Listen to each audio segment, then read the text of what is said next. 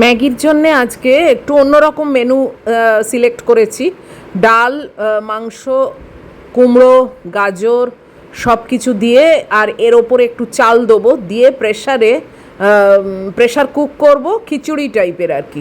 সেটাই মহিলাকে দেবো, দেখি ও খায় কিনা। আর এটা দিয়েই আজকের আমার ভিডিওটাও শুরু করলাম। আজকে অল্প একটু চাল নিচ্ছি, একসঙ্গেই সব সেদ্ধ করব।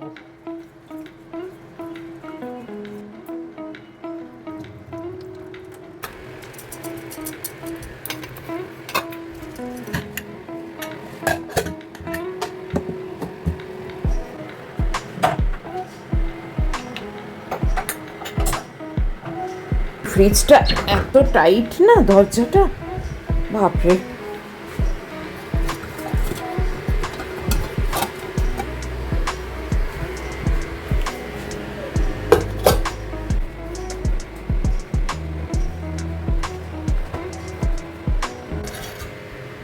কালকে এতটা চাউমিন আছে যেটা আজকে লাঞ্চে খাবো, আর একটু চিকেন তন্দুরি করবো এর সঙ্গে, বাস আমার হয়ে যাবে।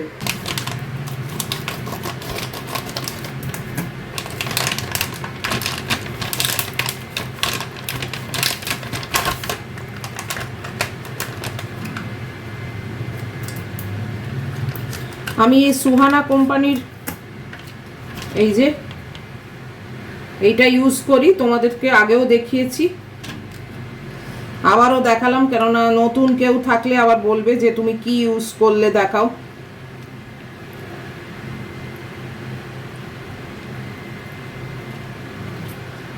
ভীষণ ভালো, এটা এত সুন্দর হয়, কালার বলো, ফ্লেভার বলো। আমি আগে এভারেস্টের ইউজ করতাম, সেসব ছেড়ে দিয়েছি।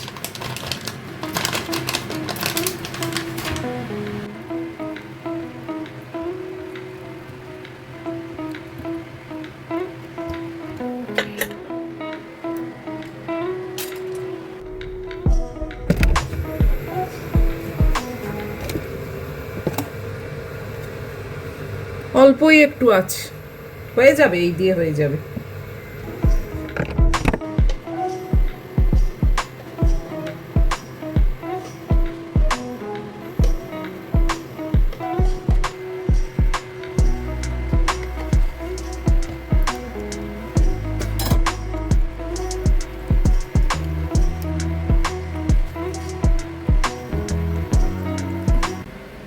হঠাৎ নজর পড়লো এই পায়রাটার, দেখো চোখের একটা চোখ পুরো বন্ধ, কি হয়েছে কে জানে।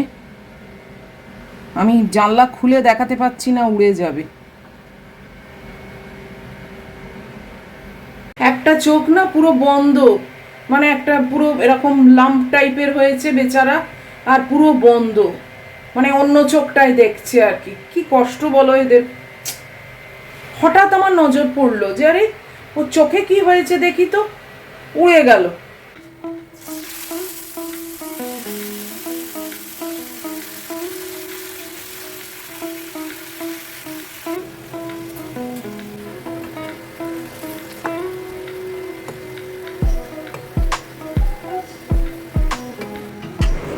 তন্দুরিটা অন্য গ্যাসে সরিয়ে দিলাম, কেননা এই গ্যাসে তাহলে চাউমিনটা গরম করে নেব।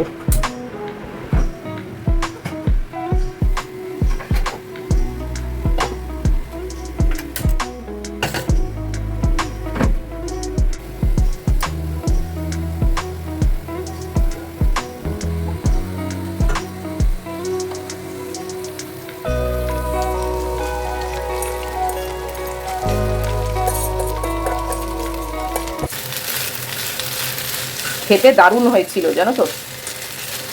এর ওপর আমি একটু টমেটো সস নিয়ে নিই যখন খাই, দারুণ হয়েছিল। ভেবেছিলাম কালকে ডিনারে খেয়ে নেবো, বাট একদমই ইচ্ছে করেনি। আমার তো ওই আছে না, সকালের জিনিসটা রাত্রিরে আমার একদম ভালো লাগে না। ভালোই হলো, আজকে আমার আর রান্নার চাপ নেই।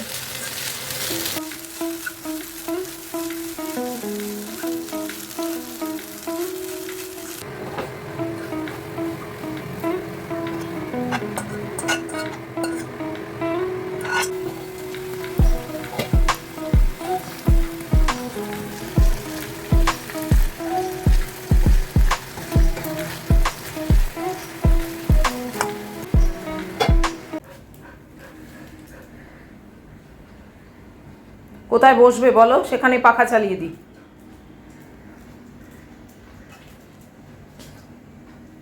কোনো ঠিক নেই। ম্যাগি কোথায় বসবে? দরজার বাইরে কে আছে আমি তো বুঝি না। তুত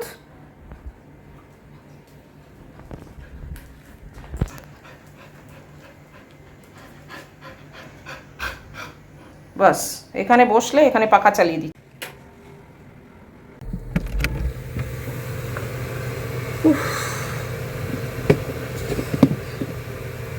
গুড মর্নিং। তোমাদের তো আজকে গুড মর্নিংই করা হয়নি। আর গরমে না মাথার কাজ হচ্ছে না বাবা। এই দেখো চিড়ে, রাত্রির বেলা একটু চিড়ের পোলাও করব আজকে। রুটি টুটি না ইচ্ছে করে না করতে, জানো তো। তোমরা বলবে চিড়ের পোলাও করতে খুব ইচ্ছে করে। হ্যাঁ, আসলে যদি একটু সবজি কাটি আর একটু চিড়ে দিয়ে একটুখানি নাড়ানাড়ি করি তাহলেই হয়ে যায়, জানো তো।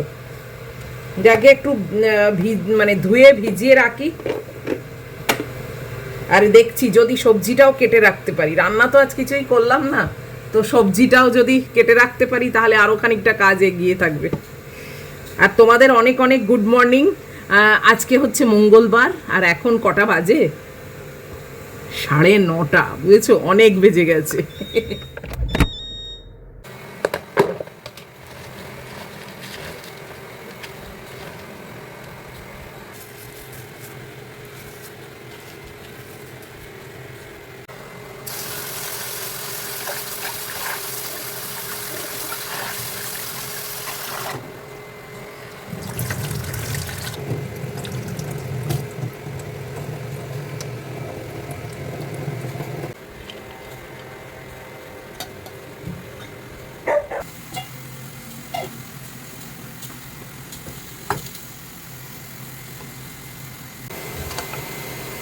হয়ে গেছে তন্দুরিটা। এই তো মাংস ছেড়ে এসেছে। আজকে আর গ্রেভি করিনি, এই যেটুকু আছে সেটুকুই যথেষ্ট।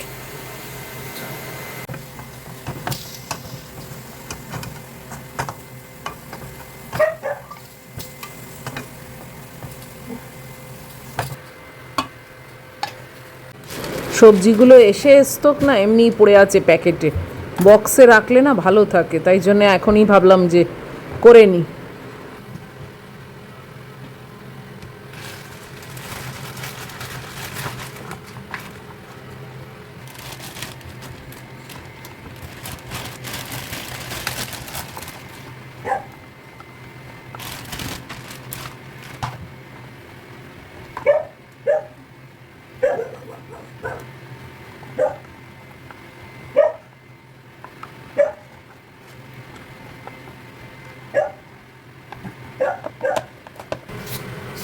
ওই রাত্রিরের চিড়ের পোলাও করব, তার জন্যে কেটে রাখছি তাড়াতাড়ি।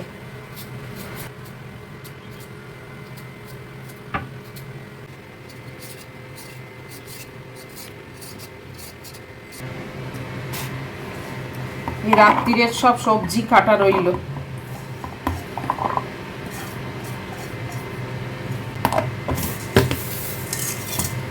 আর একটু স্যালাড আজকে সকালে।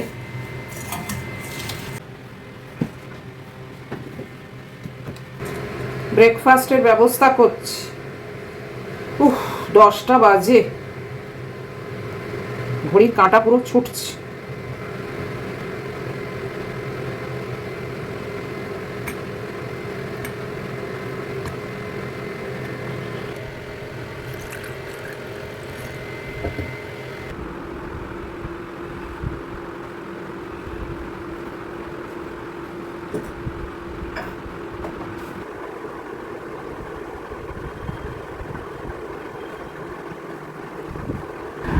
এই ম্যাগির লাঞ্চ এলো।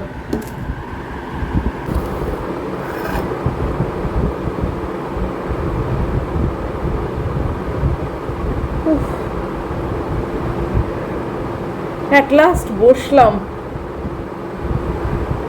হাঁটুটায় বেশ ব্যথা আছে, মানে ব্যথা মানে কি বলতো, এমনি যে কনকন করছে তা কিন্তু নয়, বাট হাঁটতে গেলে না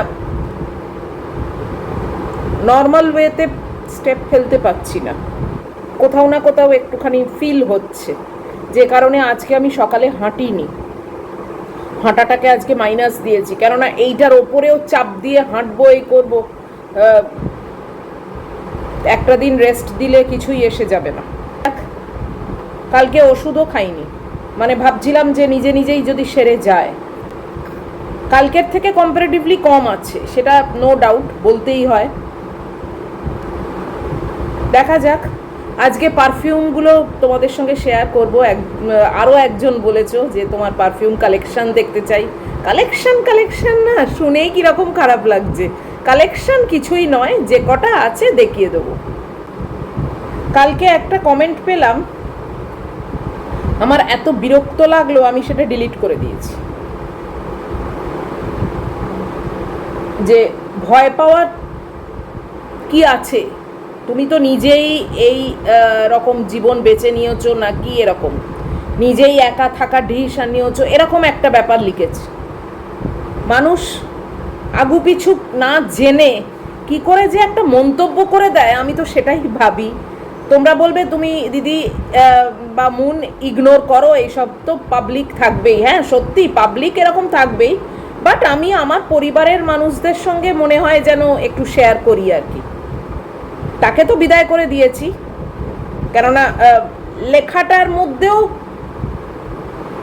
কোনো আন্তরিকতা পাইনি, যেন মনে হচ্ছে একটা মানে ঠুকে দেওয়ার টেন্ডেন্সি।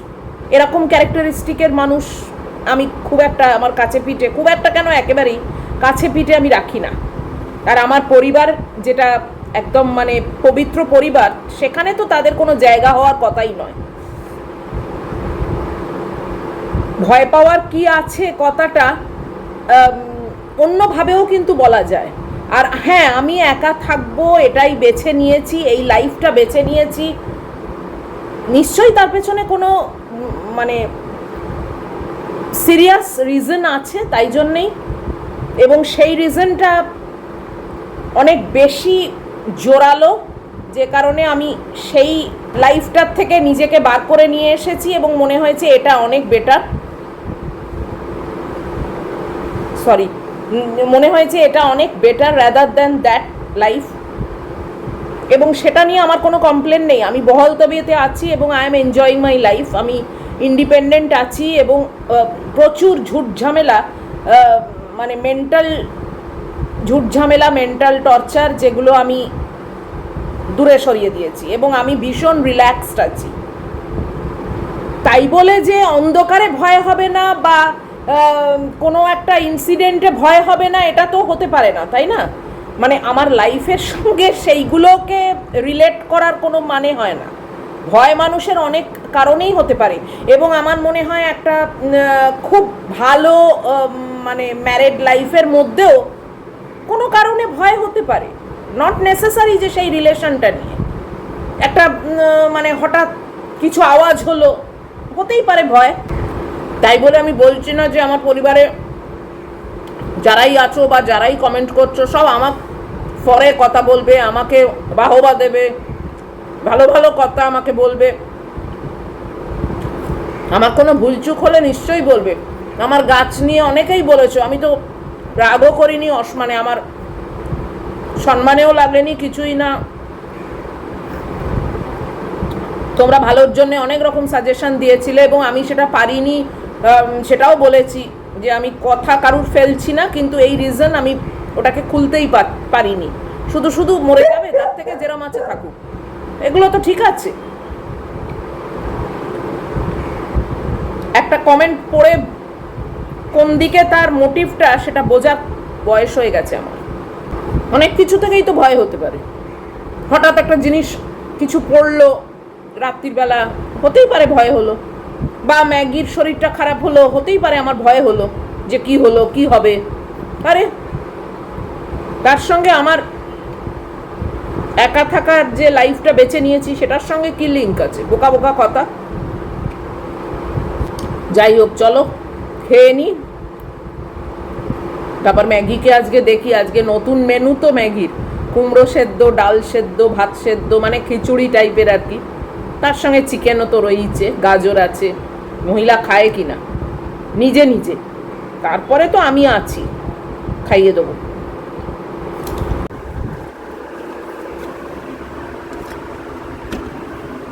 মহারানী আসবেন এবার। মহারানী এসছেন, এসে একটু শুঁকলেন, শুঁকে এখন ঠান্ডা জল খাচ্ছে। এই বলেই আজকাল আমি ঠান্ডা জল দিচ্ছি, কেননা এমনি ড্রিঙ্কিং ওয়াটারটা দিয়ে কোনো লাভ নেই, ও খায় না। জল খেয়ে পেট ভরাচ্ছ কেন বলো? আসল জিনিসটা খাবে কোন পেটে?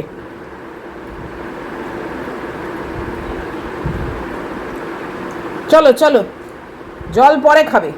হ্যাঁ চলো।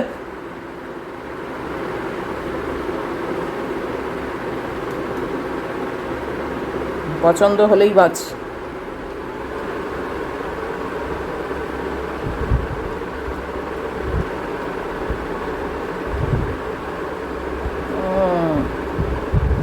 কুমড়োটা মিষ্টি তো, কুমড়ো গাজর সব একটু মিষ্টি মিষ্টি হয়ে গেল। এই দেখ, এই দেখ। চলো চলো, আর চিন্তা করো না, চলো। হ্যাঁ, নতুন খাবার।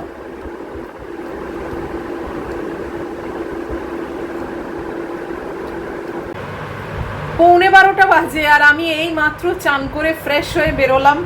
খুব গরম হচ্ছে জানো তো, আর জানলাগুলো না একটু বন্ধ করে রেখেছি, কেননা তাহলে না আমি এই পর্দাটাও সরিয়ে দেবো। তোমাদের সামনে আছি বলে পর্দাটা খোলা। পর্দাটা সরিয়ে দিলে কি হয়, একটু ঠান্ডা হয় ঘরটা। ম্যাগি সেই যে তোমরা দেখলে খাওয়া আরম্ভ করলো, একটুখানি মানে মিনিট 2-3 চাটাচাটি করলো, তারপরে আর খেলো না। পুরোটা আমি চামচে করে ওকে খাইয়ে দিয়েছি জানো। আর মিক্সিতে পেস্ট করিনি, কেননা পুরোটাই একদম গলা গলা ছিল, ইজি খেয়ে নিত জানো, শুধু বদমাইশি। পুরোটা আমি সেই খাওয়ালাম, জল খেলো, ওই ওকে মুছিয়ে টুছিয়ে দিলাম, জায়গাটা মুছলাম, করে আমি চান করতে গেছি। দিয়ে চান করে এসেই বসেছি তোমাদের ওই পারফিউমের কালেকশন, তোমাদের কথায় কালেকশন কালেকশন কিছুই নয়, কয়েকটা আছে তো সেইগুলো তোমরা দেখতে চাইছো, তাই জন্য আমি দেখিয়ে দিচ্ছি। মেনলি মনিতা আমাকে বলেছে, আর আরও একজন বলেছো, তার নামটা আমার আর এখন খেয়াল নেই, সরি তার জন্যে, মানে আমার মনে রাখা উচিত ছিল। এবার মুশকিল কি হয়েছে বলো তো, আমার ক্যামেরায় চার্জ নেই, তো যে কারণে ক্যামেরাটাকে এমন জায়গায় প্লেস করতে হয়েছে যে আমার তারটা লাগানো রয়েছে, মানে চার্জারের সঙ্গে রয়েছে, চার্জ হচ্ছে, সেই অবস্থাতেই তোমাদেরকে দেখাবো। তো আমার এটাকেই নিয়ে বসেছি। আচ্ছা, এই দেখো, এটা হচ্ছে একটা ম্যাগনেট। এটা মানে এমন কিছুই দামও নয়, কিছু না, তোমরা হয়তো অনেকেই জানো, কিন্তু গন্ধটা না বেশ ভালো জানো তো, আমার বেশ পছন্দের। তো গুড্ডির কাছেও একটা আছে, আমার কাছেও একটা আছে। এটা ম্যাগনেট। আচ্ছা, এটা চার্লি। আগেকার দিনে চার্লিটা ভীষণ পপুলার ছিল না, আমরা যখন ছোটবেলায় ছিলাম তখন মানে এইটুকুনি চার্লির একটা শিশি পাওয়া যেত, মা কিন্তু। তো এইটা একটা বড় চার্লি। আচ্ছা, এই চারটে, এই যে দেখছো চারটে, এই চারটে হচ্ছে রেনের। এই যে এই একটা, এই একটা, এই একটা, আর এই একটা। চারটের চার রকম স্মেল, কিন্তু খুবই সুন্দর। এবং এই চারটে রেনের যে সেট, এই সেটটা আমাকে দিয়েছিল সোহিনী, আমাদেরই পরিবারের সোহিনী, আমার ভীষণ প্রিয়, আর ও আমাকে ভীষণ ভালোবাসে। তো সেই সোহিনী আমাকে দিয়েছিল সেই চারটে। এটা একটা বক্সে ছিল, আমি বক্স ফেলে দিয়ে এখানে রেখেছি। আচ্ছা, এইটা হচ্ছে সিক্রেট। এটাও বিরাট কিছু দাম নয়, মোস্ট অর্ডিনারি, কিন্তু খুব ভালো গন্ধটা। দেখো, এর বোতলের শেপটাও আমার বেশ ভালো লাগে, খুব সুন্দর গন্ধটা। আচ্ছা, এটা হচ্ছে আতর। এটা অনেকটাই শেষ হয়ে এসছে। এটা আতর, এটাও খুবই ভালো গন্ধটা।